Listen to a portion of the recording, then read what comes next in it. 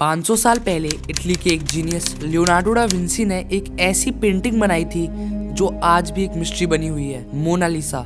आखिर ऐसे कौन से राज छुपे हुए हैं इस पेंटिंग में जो इसे दुनिया की सबसे रहस्यमयी और खूबसूरत पेंटिंग बनाती है। इस वीडियो को एंड तक जरूर देखना। इस वीडियो में आप मोनालिसा के बारे में कुछ ऐसे फैक्ट्स जानोगे जो वाकई आपको हैरानी में डाल देंगे। नंबर 17। 23 जून 1852 को ल्यूक मैस्पर, एक यंग फ्रेंच आर्टिस्ट ने पेरिस के एक होटल की चौथी मंजिल से कूदकर जान दे दी। वो मोनालिसा की रहस्यमय मुस्कान के लिए पागल था, उसकी सुंदरता पर मोहित था। उसने एक सुसाइड नोट भी छोड़ा जिसमें उसने मोनालिसा के प्यार और अपने सालों के इंतजार की बात की थी। नंबर 16। मोनालिसा के बारे में जो सबसे रहस्यमयी बात है और जो आर्टिस्ट और हिस्टोरियंस जो सबसे ज्यादा सोचने में मजबूर करती है वो है मोनालिसा की रहस्यमयी मुस्कान, जो अलग अलग एंगल पे देखने से अलग अलग दिखती है, मतलब बदलती रहती है। पहले ये तस्वीर मुस्कुराती हुई दिखाई देती है, फिर ये मुस्कान फीकी पड़ जाती है और फिर गायब हो जाती है। एक रिसर्च से ये पता चला कि जिस औरत को दा विंची ने इस पेंटिंग में बनाया है वो अपने अंदर कुछ राज छुपाए हुए है, इसलिए मोनालिसा की मुस्कान इतनी रहस्यमयी है। नंबर 15। लियोनार्डो डा विंची ने मोनालिसा को 1503 में बनाना शुरू किया था और वो 1517 तक इस पे काम करते रहे। उनको सबसे ज्यादा समय मोनालिसा के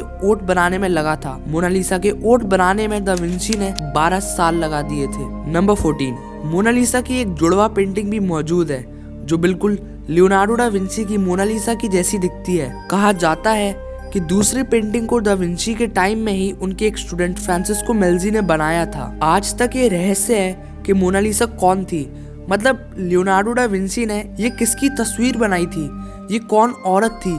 ज्यादातर लोगों का ये मानना है कि इस पेंटिंग में जो तस्वीर है वो लीसा गिरार्डिनी की है, जो कि फ्लोरेंस की एक इटालियन औरत थी। लेकिन एक थ्योरी ये भी कहती है कि मोनालिसा लियोनार्डो डा विंची की खुद की तस्वीर है, मतलब इस पेंटिंग में उन्होंने खुद को एक औरत के रूप में बनाया था। नंबर 12। इस खूबसूरत पेंटिंग को नुकसान पहुंचाने की कई कोशिशें की गई है। 1956 में एक बोलिवियन टूरिस्ट ने मोनालिसा के ऊपर एक पत्थर फेंका था, जिसकी वजह से मोनालिसा की बाईं हाथ की कोहनी के पास एक छोटा सा निशान आ गया। बाद में इसे रिस्टोर कर दिया गया, लेकिन निशान अब भी हल्का दिखता है। इससे पहले एक व्यक्ति ने मोनालिसा के ऊपर एसिड फेंका था। इसके बाद मोनालिसा की सिक्योरिटी को देखते हुए इसे बुलेट प्रूफ ग्लास के अंदर रखा गया। नंबर 11। लियोनार्डो डा विंची एक राइटर भी थे, लेकिन हैरानी होती है कि उन्होंने अपनी सबसे फेमस पेंटिंग मोनालिसा के बारे में कहीं कुछ भी नहीं लिखा। नंबर 10।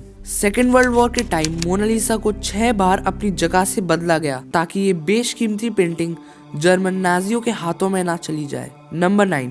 लियोनार्डो के ही एक स्टूडेंट ने 1514 से 1516 के बीच मोनालिसा का एक न्यूड वर्जन भी बनाया था, जिसे मोना वना कहा जाता है। इसके हाथ और बॉडी की पोजीशन लियोनार्डो की मोनालिसा की जैसी ही है। कहा यह भी जाता है कि शायद इसे भी लियोनार्डो डा विंची ने बनाया हो। नंबर 8। लियोनार्डो डा विंची ने मोनालिसा को पेंट करने में 30 से भी ज्यादा लेयर्स का इस्तेमाल किया था और उनमें से कुछ लेयर्स तो इंसान के बाल से भी बारीक थी। नंबर 7। मोनालिसा दुनिया की मोस्ट वैल्यूएबल पेंटिंग है। गिनीज वर्ल्ड रिकॉर्ड्स के अनुसार मोनालिसा हिस्ट्री की हाईएस्ट वैल्यूएशन वाली पेंटिंग है। 1962 में इसकी कीमत $100 मिलियन आंकी गई थी और 2019 में ये $700 मिलियन के आसपास है, लेकिन फ्रेंच हेरिटेज लॉ के अकॉर्डिंग इसे बेचा और खरीदा नहीं जा सकता। नंबर 6। 1519 में डा विंची की मृत्यु के बाद मोनालिसा फ्रांस के राज्यों के प्राइवेट कलेक्शन का हिस्सा बन गई।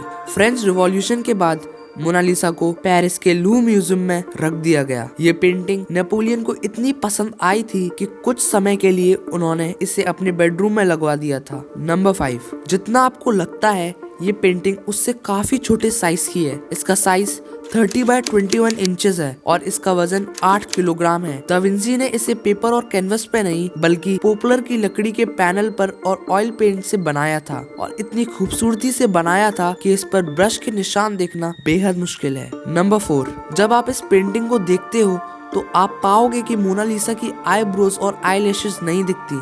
अब सवाल उठता है कि लियोनार्डो डा विंची ने मोनालिसा की आईब्रोज और आईलैशेस क्यों नहीं बनाई। 2017 में एक फ्रेंच इन्वेंटर पैस्कल कोट ने हाई रेजोल्यूशन स्कैन से पता लगाया कि दा विंची ने मोनालिसा की आईब्रोज और आईलैशेस बनाई थी। उसने बताया कि ये टाइम के साथ साथ धीरे धीरे गायब हो गई। नंबर 3, पैरानॉर्मल क्रूसिबल नाम की वेबसाइट ने यह दावा किया कि मोनालिसा की पेंटिंग में एलियन छिपा है। कहा गया है कि इस पेंटिंग को लेफ्ट साइड से मिरर करके देखें तो एलियन जैसी आकृति बनती है। ये बात तब सोचने पे मजबूर करती है जब एक और थ्योरी सामने आती है जिसमें ये कहा गया है कि दा विंची ने इस पेंटिंग के लेफ्ट साइड में बड़ी सीक्रेट तरीके से एक मैसेज छुपाया है। थ्योरी बताती है कि पेंटिंग में इटालियन भाषा में लिखा गया है ला रिस्पोस्ता सी ट्रोवाकी।